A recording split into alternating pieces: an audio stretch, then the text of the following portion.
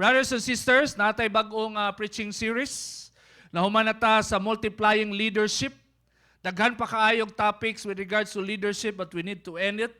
No? And November, most of the time, our preaching series is all about spiritual warfare.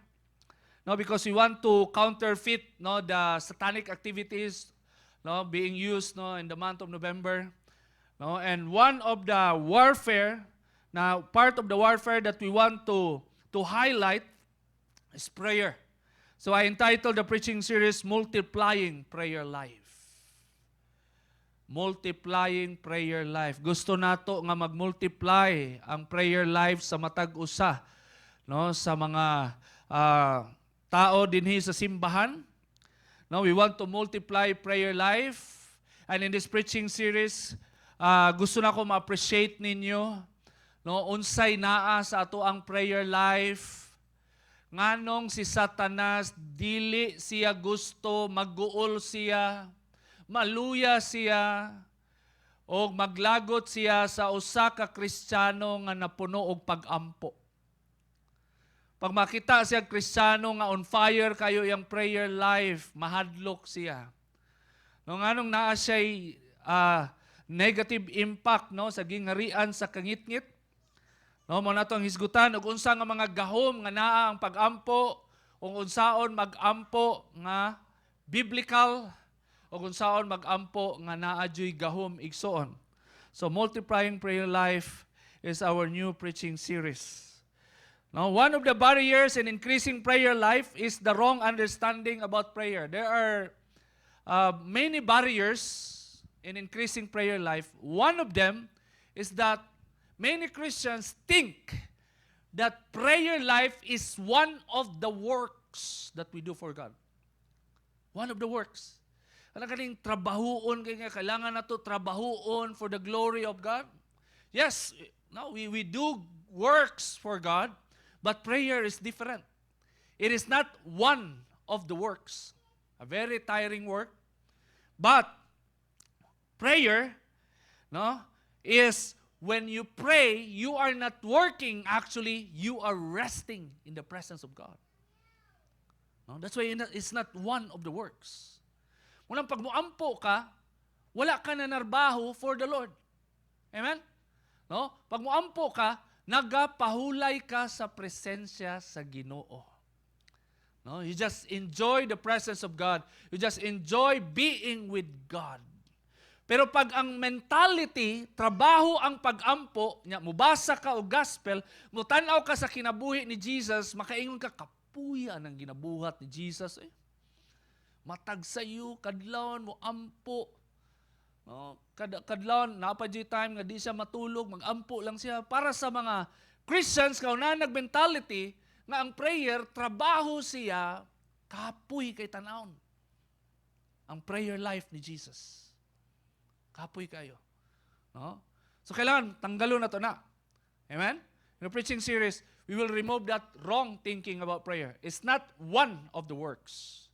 You rest from your works and you enjoy the presence of God. So when you pray, mo na imuhang heart, mo na imuhang mind, na gusto ka mag-rest sa presensya sa Ginoo, and the highest pursuit of prayer is you want to see God face to face. You want to see the fullness of God. You want to experience and embrace and gaze upon the glory of God. You just enjoy the glory of God when you are resting in the presence of God. So in multiplying prayer life, mo na'y gusto nato mabaklas, igsoon, matanggal. Kailangan mali nga thinking nga ang prayer additional sa itong trabaho siya, nga kailangan buhaton sa Kristiyano. Na mahimo kang religyoso nga Christian pag maampuon ka, kailangan i-overcome nimo kailangan trabahuan jud nimo. And then gusto nato mo boost ang ato ang desire nga pag moampo ta og ato ang prayer life, ang ato ang goal is to see God face to face. Amen? As for this moment, you are like texting, you are like having a pen pal nga wa pag yun mo nakita pero na in love na ka. Kasi nakatesting ana. Itong mga nag-apil-apil sa unang mga chat group, itong uso pa sa unang mga chat room, no? Friendster sa una, katong mga kanaganing mga clan sa text sa una, nga didto mag-text, ana ha, hello, meet up ta sa P-Park, ana, unsay mo ang naong, nakaitom ko, ako ang bangs, kay paana. No? Mga imo-imo, mga kusog sa una. No? Ato ang level sa pag-ampo igsoon, napata diha nga level nga nagalong ta sa Ginoo, nagastorya ta sa Ginoo, pero di pa yun nato siya makita face to face. Amen? Di nato siya makita. Munang daghan kay temptation not to pray. Daghan kay distractions, kay di pa nato siya makita face to face. And so from your daily walk in your prayer life, mauna nga desire ang gusto mo grow sa Ginoo, nga maabot sa point sa imong life nga you are so desperate and you want to see God, the God that love you and the God that made you whole. No, mauna siya. Maunang pag mag-rapture, ikaw ang number 1 malipay. Pag mag-second coming, mag-end of the world, ikaw ang number 1 malipay. Pag mag-end ang tanan, ikaw ang number 1 malipay kay sa wakas. For 20 years, 30 years, 40 years, you talk to a being that you cannot see. For the first time in your life, you will see the imminent, the real, the visible glory of God in heaven. Amen?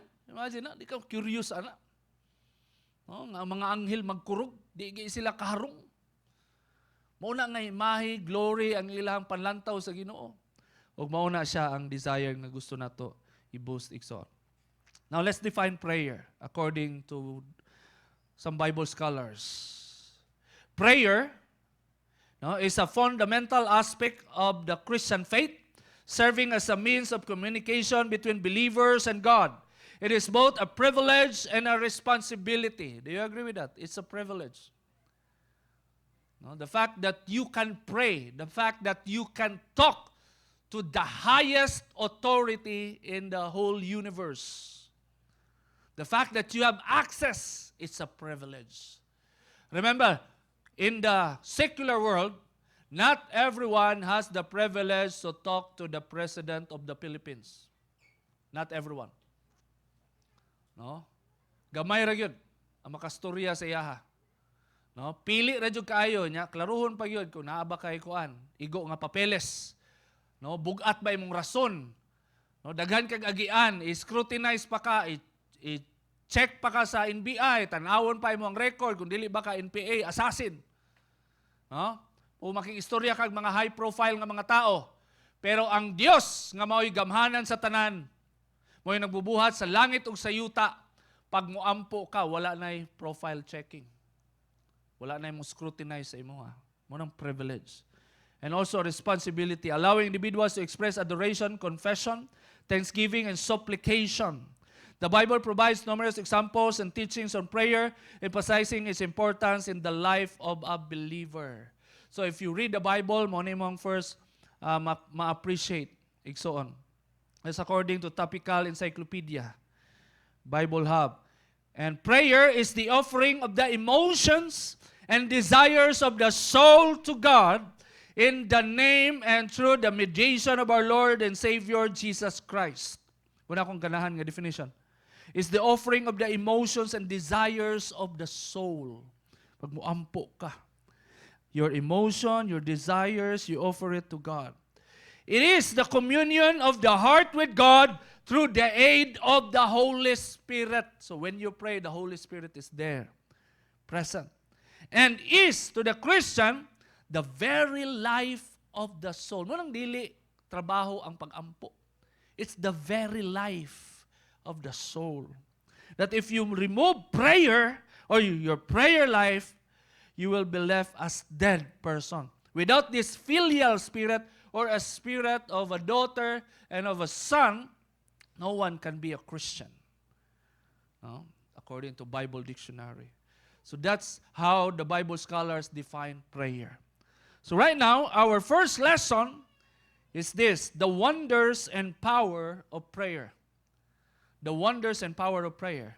The very reason why we will discuss this, simply because gusto na to ma-increase, gusto nato mo-multiply ang ato ang prayer life, so tanaw nato nganong nindot nga i-multiply, nganong nindot ipa-increase ang prayer life sa matag usa, kay ngano di ay ang pag-ampo naaman siya gahom igsoon. So imagine each one of us natay desire to increase in our prayer life, and then the result is that we will experience the power of prayer, the wonders and power of prayer.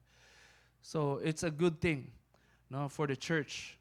So we want to multiply prayer life because of these three things. We want to multiply prayer life because of these things, no, the powers that we can experience in prayer. Number one, we want to multiply prayer life because prayer transforms people. No?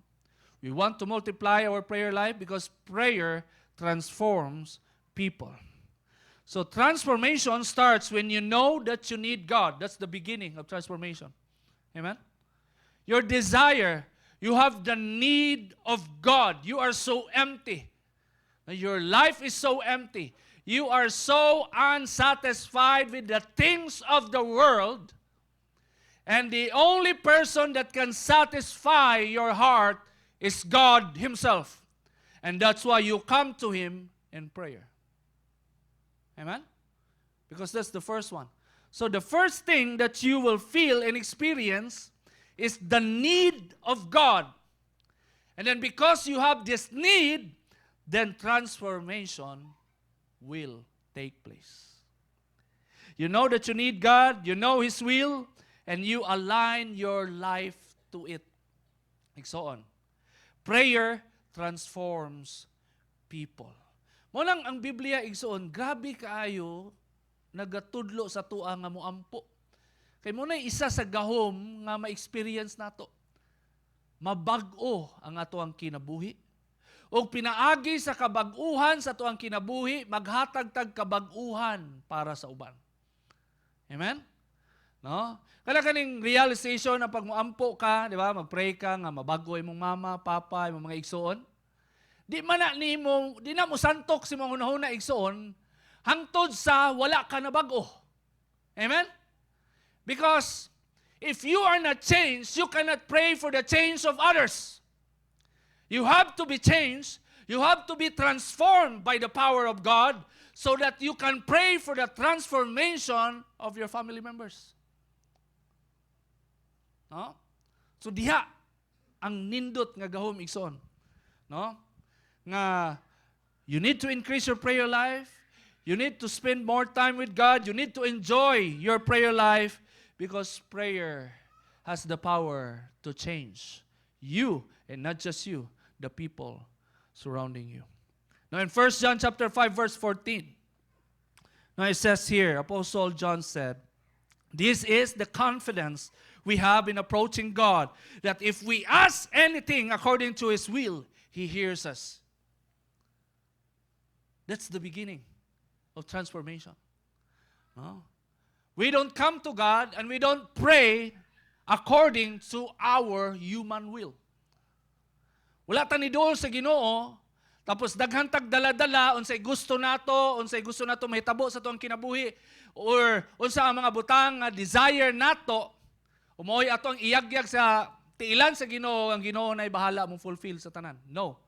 The perspective of a biblical prayer, our confidence is not in our will, but it is in the will of God. So when you pray according to God's will, you are very confident and you are very sure that God will answer it. Amen? So it is the thing that answers. If God is sovereign, and He only do what according to His will, so what is the point of prayer? What is the point of asking God? Na if ang Diyos dili mabutan, if ang Diyos sovereign siya, di siya mabago, di siya mausab, no? Unsay gusto niya mao'y matuman, no? Unsay pagbuot niya mao'y matuman, mao man na sovereign. So if God is sovereign, unsay point sa pagampo? Di ba? What is the point of prayer? So karon, Sabta na to igsoon that the point of prayer is that you and I will come to realize that in this life is not all about you. When you pray, it's not all about you. It is all about the will of God for you. Amen? Hindi mga katapad, it's not all about you. It is all about the will of God for you. Yeah. That is prayer. So if you have that perspective, you will experience the power of prayer. Mabago ka. Amen? No, mabago ka. Kaysa wala pa kakaila sa Ginoo, feel ka nimo nga ikaw din magbuot. Amen? Mugay lang na yung mga salida, di ba? Mga genie, make a 3 wishes. Abracadabra. Sis bomba. Ano ba? Diba? Wishes na yun. No, kung ano ka. Kaya naman, kay man-centered. Man-centered ang kalibutan. Unsay gusto sa tao, unsay desire nimo, unsay mga pagbuot sa imong kinabuhi, maoy bottom line sa imong wishes. Muging halinon kay ng mga wishing well, daghang kay sinsilyo dito. Oh, kay mao ginay gusto sa tao. Mas prefer na sa tao kaysa mo duol ka sa Dios tapos ang ending di man day imong gusto mo'y matuman. Amen? No? Unsay sense, walay sense para sa atoa igsoon. Ampo-ampo ta di man day matuman atong gusto, unsay sense kapoy-kapoy ra tagluhod-luhod. Pero lahi ang perspective sa Ginoo. So, if you want to experience power, if you want to see miracles, if you want to see signs and wonders, if you want to see the power of God working in your life, you have to pray according to His will. Amen? So diha magsugod ang kabag-uhan, igsoon, ang effect, ang impact sa pag-ampo. In Romans chapter 12 verse 2, gingon ni Apostle Paul, do not conform to the pattern of this world, but be transformed by the renewing of your mind. Renewing of your mind. Renewing of our mind will never happen if we will not begin it with a prayer, with a constant communication with God, enjoying the presence of God. Nga naman, Ikson, kaysa pag-ampo, diha man mayagyag ang ato ang kasing-kasing o ato ang intention o motivation. Pag mag-pray ta, o ang pinakanindot nga ipangutana sa usa ka believer pag naa ka sa presensya sa Ginoo, dili ang moingon nga, Lord, okay ba ko, Lord? Lord, ganahan kay ka sa mga ginabuhat, Lord. Lord, nalipay ba ka sa ko ang pag-serve? Nindot man na mo sa istorya ko, no? Kay moingon pag kuana sa Ginoo. Pero ang pinakanindot imong ingon sa Ginoo, Lord, unsa ang mga butang, Lord, nga akong nabuhat, nga wa na ko nabantayan, nga wala ka nahimaya. Sa hunahuna, sa pulong ug sa buhat, Lord, reveal it to me so that I can repent. Amen? Renewing, renewal, transformation of the mind will start in your prayer life. Amen? Because the bottom line of our prayer life is the will of God, the application of God's word, the meditation of God's word, the meditation of God's will, the meditation of how good God is, and the meditation of the heart asking God, reveal it to me, Lord. Reveal it to me. Unsa nga butang nga kailangan ako bag-uhon sa ako ang kinabuhi.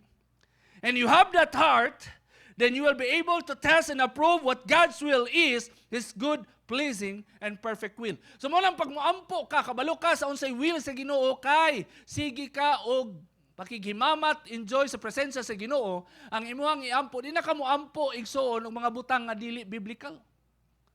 Amen? Ma-remember pag yun ako sa una, bago pa ko nga Kristiyano. Remember ako, makatawa ko sa kong mga gipang ampo. Ano, nana po ba mo? Ako ang giampo sa una.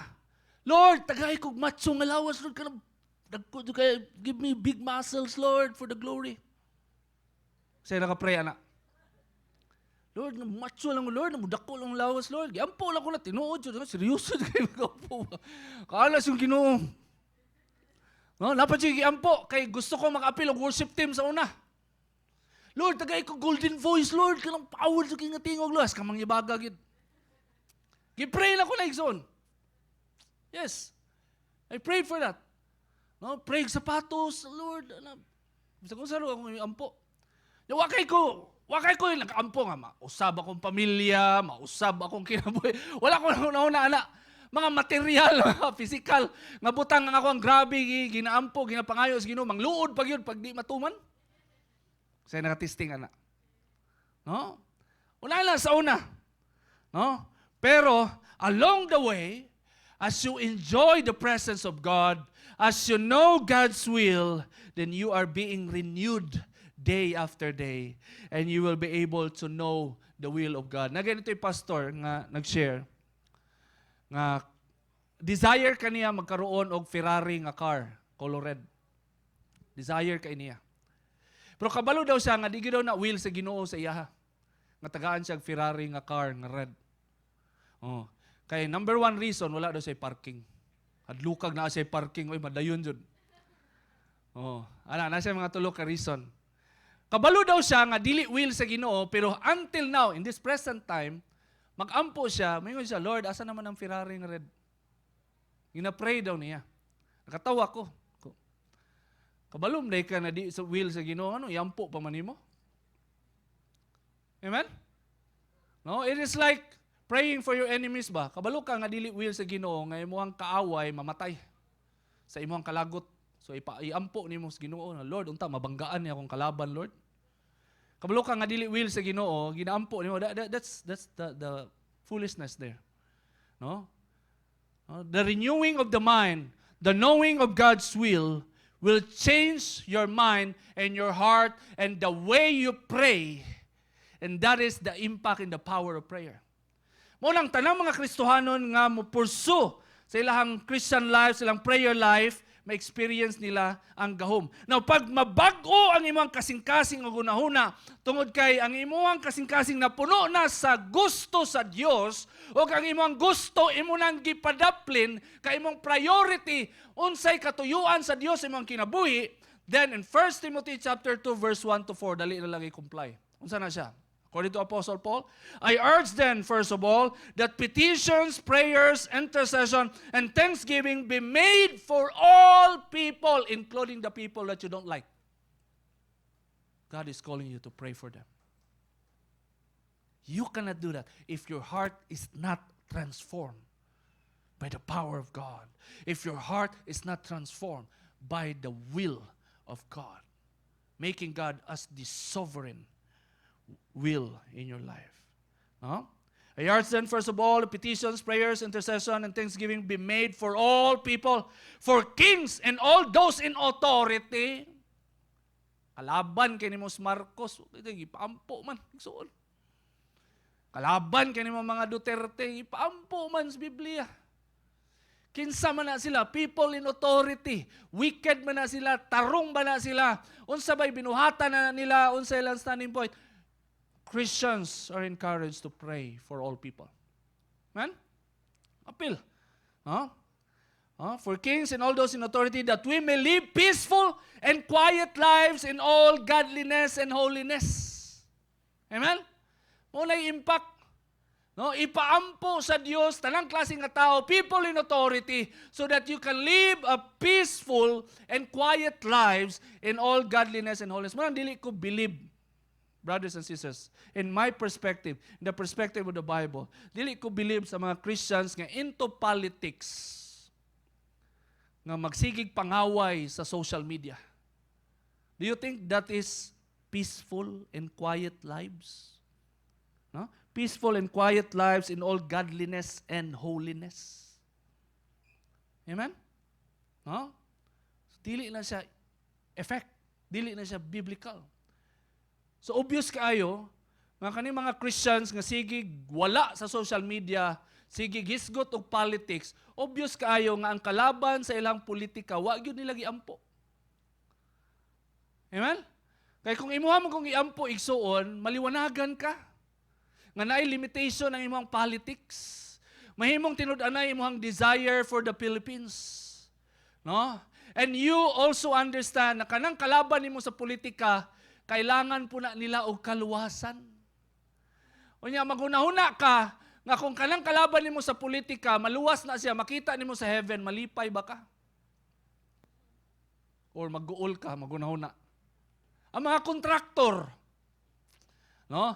Ang mga involved ng mga senators and congressmen in the corruption, all people man, ang ipaampo sa Ginoo. Kaya ba na nimo una-unaon na kanang mga tawhana, pag mag-end ang kalibutan, by the grace of God, naluwas sila, makita nimo dadto. Halak ka mo nang katong kontraktor, nilangit di sa di ay. Pero nanilhig na lagi sa diri. Nakalamang dito mga Christians. No, nanilhig lang sa loob. Kaya igo ra gyud naluwas. No? So diha igsoon. No? The impact of prayer is to change you.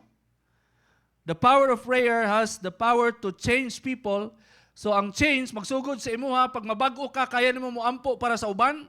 And then verse 8, this is good and pleases God our Savior who wants all people to be saved and to come to a knowledge of the truth. Ang desire sa Ginoo, maluwas ang tanang tao, igsoon. Muna yung desire sa Ginoo, maluwas ang tanang tao. Nga imuhang kaila, mga tao nga duol sa imuhang kasing-kasing. Dili na siya mahitabo. Kung ikaw nga Kristiyano, wala nimo natilawan ang gahom sa kabag-uhan nga mahatag sa imuhang prayer life. You enjoy the presence of God. God wants to multiply your prayer life. Because if that will happen, you will be changed. You will be transformed. And your transformed lives will have power to bring transformation to other people. And it will start in your prayer for all people. Amen? Thoughts to keep. Transformation happens when we begin to pray. That's why do not underestimate prayer. Nagsugod ang tanan. Remember the first time that you received Jesus Christ as your Lord and Savior. You are in the mood of prayer. Amen? First time in your life, you call Jesus as your Lord. You call Jesus as your Savior. That is the very first legit prayer of your life that changed your life forever. Begin in a simple prayer. Amen? Second, we are transformed when we pray according to God's will. Always remember. Now, transformation will take place when you pray according to God's will and not your own will. Amen? Third, the more we pray, the more we become the person that God wants us to be. The more you pray, the more you become the person that God wants you to be. That's why never stop desiring God, never stop dwelling in the presence of God, never stop pursuing God, because the greatest benefactor of that kind of desire is you. Amen? When you pray, you are not adding up power to God. You are not adding up glory to God. You are not adding up spiritual things to God, because God is perfect and He can live without you. He's still God. Maskin pag wala ka. Pero kita igsoon, pag wala ang Diyos, we are so lost. We need God. Amen? No? The second power of prayer that you will experience when you multiply and increase your prayer life is prayer changes circumstances. Prayer changes circumstances. Muna isa sa mga butang nga ato ang ma-witness igsoon pag grabe ang ato ang prayer life. Pag grabe na to ma-enjoy ang presensya sa Ginoo. No, ma-enjoy na to kay ginabag-o ta sa Dios, gina-break ta sa Ginoo, gina-reveal sa Ginoo ang mga butang nga kailangan nato buhaton o kailangan nato bag-on sa atong kinabuhi o maalay na atong kinabuhi sa katuyuan o gusto sa Dios. Ikaduha mao ni siya, prayer changes circumstances. No? Na yung mga circumstances ato ang kinabuhi nga makaingon ta nga hopeless na ta. Nga wala lagi paglaom, Ginoo na lang gyud. Sa mga testing ana. Nga Lord, lisod kayo ang kinabuhi, lisod kayo ang panalangin, Lord, lisod kayo manginabuhi nga matarong, naka sa situation na makaingon ka nga, Lord, hanap kaayo. Di pala ko makita ang kahayag ani o wala ko kabalo asa ni padulong. But if you continue enjoying the presence of God, pursuing God, increasing your prayer life, you will see this. You will see prayer changes circumstances. Now, prayer is involving God in every circumstance. If the God of heaven and earth is involved, expect that divine favor will come to manifest. That's the point of prayer. You are letting God to be involved in your situation. Amen? You are letting God to be involved in your situation. And if God is involved, then you will see divine favor. In Philippians chapter 1, verse 19 to 20, Apostle Paul said this, "For I know that through your prayers and God's provision of the Spirit of Jesus Christ, what has happened to me will turn out for my deliverance." You see that? Apostle Paul commend the church in Philippus. He commend the church. No? He commend the church of their prayerfulness. Kay grabe ilang pag-ampo kay Apostle Paul. O ang declaration and the expectation nga unsay panghitabo ganap ni Apostle Paul, because during this time when he wrote the letter to the Philippian church, na priso siya. Naa siya sa prisuhan. No? Naa siya sa prisuhan, masking inosente siya, pero gipriso siya, naa kay justice system nga dili ka sure kung mo-honor ba og righteousness. No? Wala siya'y kapit sa gobyerno. No? Lisod ang iyang kahimtang, pero ang pag-ampo sa mga Kristiyano para sa iya, para kay Apostle Paul, dako kayo og tabang. No? Og ang iyang situation mausab. It will turn out for his deliverance. I eagerly expect and hope that I will in no way be ashamed, but will have sufficient courage, so that now, as always, Christ will be exalted in my body, whether by life or by death. Mao na ang situation ni Apostle Paul. Hanap kayo kung makagawas pa ba siya sa prisuhan. Pero ang pag-ampo sa mga believers, naghatag niyang paglaom, nga unsay sitwasyon niya, kaya bag-uhon sa Ginoo, o kaya siya i-deliver sa Ginoo. It is by death or by life. Amen? No? So, di ka kaingon igsoon nga ang imuhang situation karon is the worst case situation. Wala pa man ka na priso. Amen? Kasabay na priso na dali. Wala ba? Na priso sa kasing-kasing. Gipriso sa una. Wala pa man dyan. Wala pa may makaingon sa tuwa dyan diri, nakaingon ta nga labaw ang ato ang suffering kay Apostle Paul. Unsa ba nga mga suffering ang naata? May experience ato. Atay kwarta, patay balay, nagsakit-sakit ta, no, natay mga bagong babies, no, nagbuntis, naglain ng paminaw, no, nagsakit ta, di ba? Ano man ato mga experience. Pero wala pa yung katisting anang gipriso ta igsoon tungod sa pagtuo. O dito sa prisuhan, dito ka nagsakit. Mas grabe pa yun na. O samot dito ka sa prisuhan ng anak. Salamat dito sa mga buntis nga makauli pagbalay. Kay panahon sa mga kita biya kag salida apil mga buntis gipakaon sa leon. Christian history. But brothers and sisters, the situation nga naa si Apostle Paul dili hopeless tungod kay naay nagaampo niya nga kaya mo bago og situation. Biblical examples. What are the biblical examples? First, Apostle Peter's miraculous escape. Remember the story of Apostle Peter? Acts 12:1-5. About that time, King Herod Agrippa began to persecute some believers in the church. He had the Apostle James, John's brother, the son of thunder, killed with a sword. When Herod saw how much displeased the Jewish people, he also arrested Peter. Gipatay si John the Apostle, then si Peter, the leader of the early church, gipriso. This took place during the Passover celebration. Then he imprisoned him, placing him under the guard of 4 squads of 4 soldiers each. 4 times 4. 16 kabuok nagbantay sa iyaha igsoon para dili kagawas si Peter. Herod intended to bring Peter out for public trial after the Passover, but while Peter was in prison, the church prayed very earnestly for him. Grabe ang pag-ampo sa simbahan.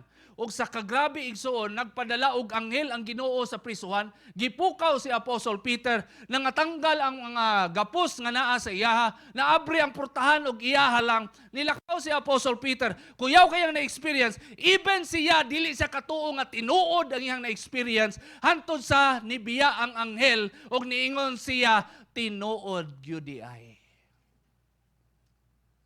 Nga naman, unana ka hopeless ang iyahang situation. Kailan ka gigwardyahan ka, gikadinahan pa ka, tapos 16 ka buok muramog D-group. Mas labaw pa sa CF14. CF14, 14 lang. Pero ang nagbantay kay Apostle Peter, 16 ka buok.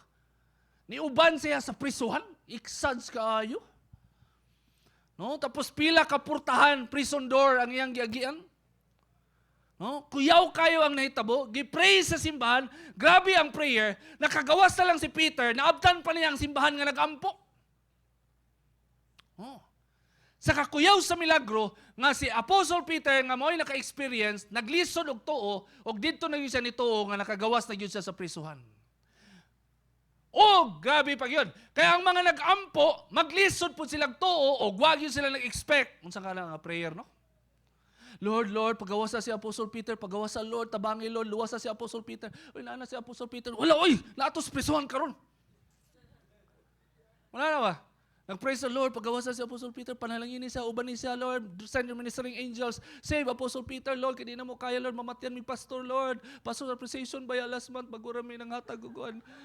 Salamat na sa inyong gihatag. Nakalaag mi ni pastora. Oh, grabe, prayer. Pero wa sila nag-expect, even sila, wa sila nagdahom, unsay kaya buhaton sa Ginoo. Unana igsoon, nakasimong situation, nakasakalisod, o kanang makaingon ka nga hopeless naman pero nasigi ka og ampo, even din mo masukod kung tubagon ba na sa Ginoo, o pag tubagon na sa Ginoo, kaya ba nimo tuuhan, unana lang na-experience, but praise God, glory to God, it did happen and brought glory to God. Let's clap our hands for God. Na ay mga butang sa mga kinabuhi igsoon, nga pag-ampo nalay, hope. Prayer na lang yun. Na kay gusto i-change sa mong life, na kay gusto i-change sa mong circumstances, gusto ka makahawa sa kapobrehon, gusto ka makahawa sa imong problema, prayer na lang yun ang imong kailangan. And when you pray, brothers and sisters, God will allow you to experience things that even you maglisod kag tuo pero nahitabo na di ay ug nagsige na lang kag himaya dayeg sa Ginoo. Ganahan mo na. Mubuhat ang Ginoo og mga butang nga apil ikaw nga nagampo maglisod kag tuo nga nahitabo. Amen. Unana ka kuyaw. Unana ka gamhanan ng prayer life. Ang prayer sa church. Mga tao individually they have this longing to pray. They are not perfect. Dili sila makaingon ka, makasaway ka, pastor, grabe, nagampo sila, tapos gitubag. Nato si Peter, wa sila katuo nga nagawa si Peter. Naay limitation ang ilang faith. Dili sila mga perpekto nga mga Christians, mga baby Christians. Dili sila mga Christians nga theologians that they know everything. But they know how to pray. They have a real God who can perform miracles, who can perform things that even them, they could not comprehend. But still it works. May tabo gyapon. Ang gahom sa Diyos. Amen? Kuyaw kayo igsoon. That's why God wants to multiply your prayer life. Don't miss the chance to experience the power of God through prayer. Amen? Masyak na lang ka. Naluwas na rin ka sa imong situation. Nahawas na rin ka sa kapobrehon. Ang imong situation na impas na day, na fix na di ay. Wani mo na malayan gani? Wani mo na bantayan that you are enjoying the blessing that you prayed 5 years ago? Na kundi mo tuyuon o gunahuna, i-brainstorm, wala, grabe, gitubag yun sa Ginoo. Kuan yun sa Ginoo.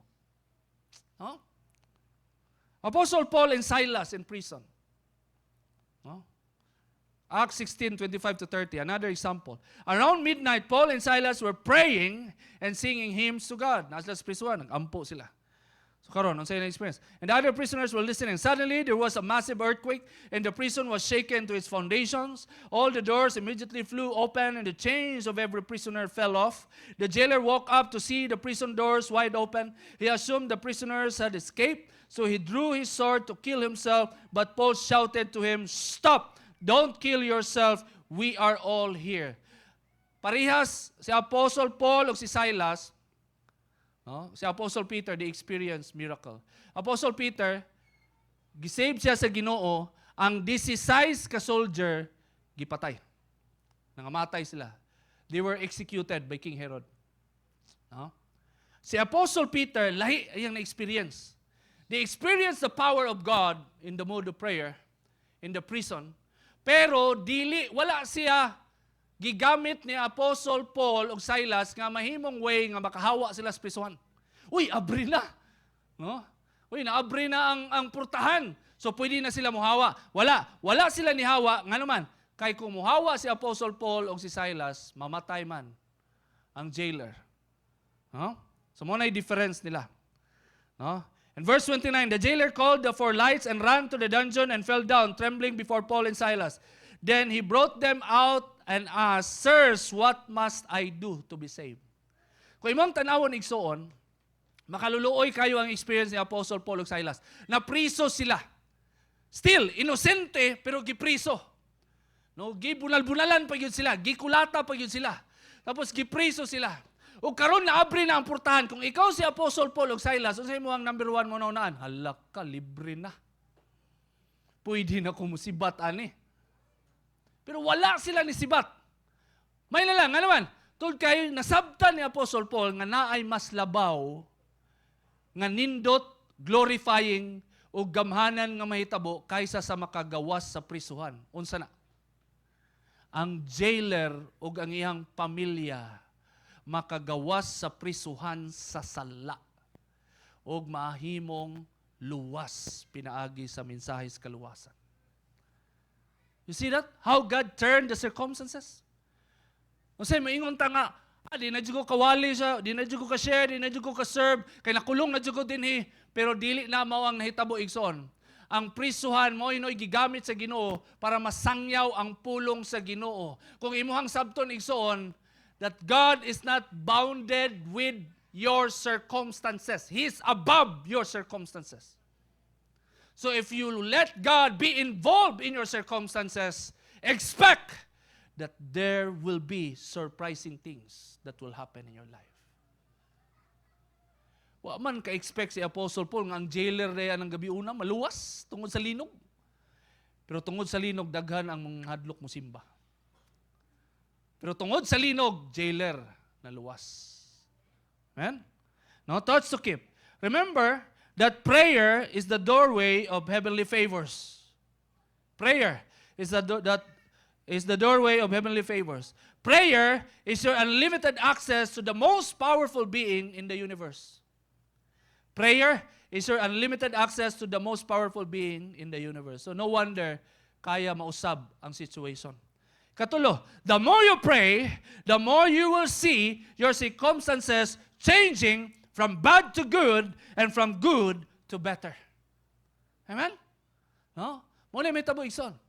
The more you pray, the more you enjoy the presence of God, the more you pursue God no matter what the circumstances, God will allow you to see that your circumstances, they are changing from bad to good and from good to better, so that you will know that the God that you are serving, that the God that you call your very Father, is the God of all circumstances.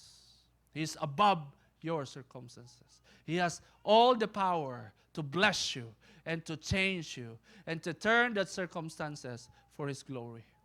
Amen? No? Muna ato ang dapat i-realize igsoon. Munang never and never think that prayer is a very tiring thing. It is one of the works that you need to work out. No, you have to enjoy it like taking an air, no, and breathing in the presence of God. It's like Di ka mo survive kung walay hangin, unana ang pag-ampo. Igsoon. I-enjoy ni mo. Wa ka na guna-una nga kailangan ba na kog hangin rong adlaw or di sa kumo ginawa? No? Unana ang pag-ampo. No? So mata ka, you pray to God, you thank God for all the blessings, you thank God for all the goodness. And then before you sleep, you ask God, you thank God, you meditate the Word of God. You just enjoy it so that you will see the power that prayer can bring in your life. The power to change your life and the power to change your circumstances. Let us all stand.